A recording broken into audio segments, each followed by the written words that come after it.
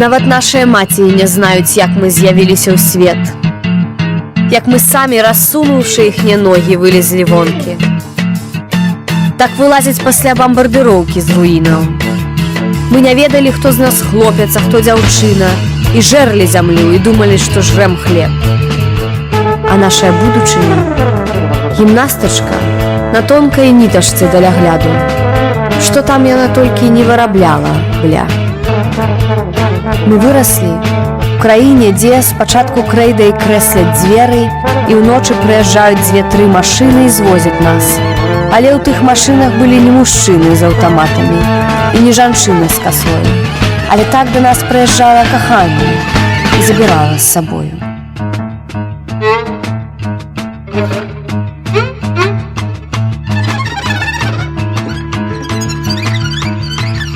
Толькі ў грамадскіх туалетах мы адчувалі свабоду.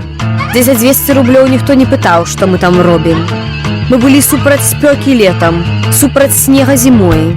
А калі апынулася, што мы былі нашай мовай, і нам вырвалі языкі, мы пачалі размаўляць вачыма. А калі ў нас выкалалі вочы, мы пачалі размаўляць рукамі. А калі нам адсяклі рукі, мы размаўлялі пальцамі на нагах.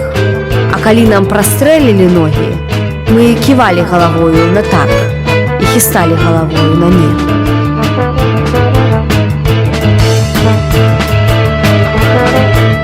А калі нашыя галовы з'елі жыўцом, мы залезлі назад, у чэравы нашых спячых маці, як у бомбасховішчы, каб нарадзіцца ізноў.